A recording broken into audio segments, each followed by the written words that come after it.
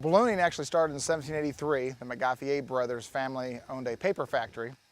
And in the paper factory, they would see pieces of paper floating to the top of the factory.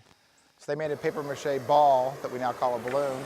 They put it over the smoke pits, the fire pits creating the smoke in the factory, and they'd watch it fly to the top of the building.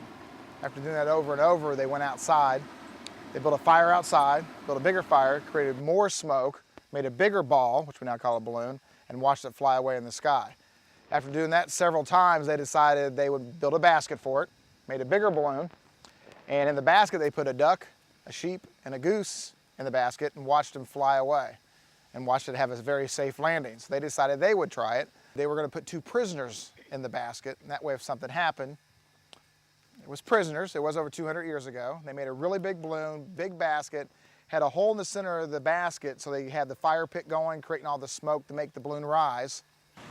But right before the flight, one of the royalmen, Pilote Rosier, and one of his comrades decided, let us try it. That way, if it's successful, it's someone of importance, not a common prisoner. It was successful, and Pilote was the first pilot. So the word pilot came from Pilote, Pilote Rosier, back in 1783.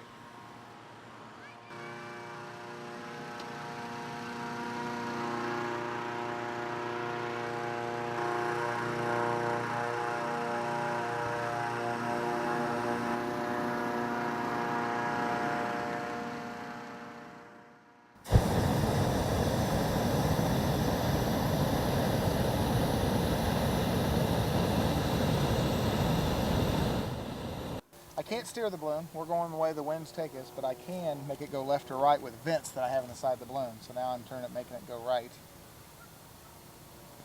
And all it does is it positions the balloon so I can keep passengers in front, or we can see certain things without everybody moving around.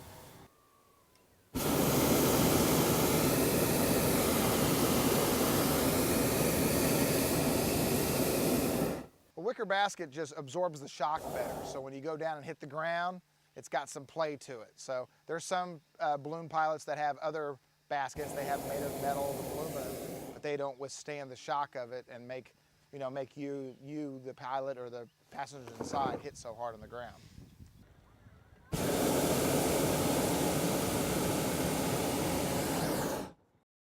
We do not take off any sooner than sunrise because you can't see the power lines and things of that sort, and other planes can't see you. And then we always land by sunset because you can't see the power line. So we can't take off any earlier than sunrise and have to be down by sunset.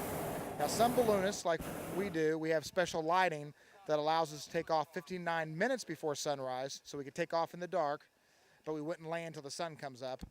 And then in the evening, we could fly for 59 minutes after the sun sets. We don't usually do that because it wouldn't help us see the power lines, but we could fly 5 or 10 minutes over if we have to until we find a landing spot. You know, with flying, it's for most people, it's a once-in-a-lifetime experience. It's something they only do once in their life. We don't get a whole lot of repeat customers, but everybody that comes with us loves it. It's one of those things, it's just something you got to do once, and they always go back and tell their family and friends about it. We have the balloonist prayer that we do. It's the toast we do after every flight. The winds have welcomed with softness. The sun hath blessed you with its warm hands. You have flown so high and so well that God has joined us in laughter and sent us gently back the loving arms of Mother Earth.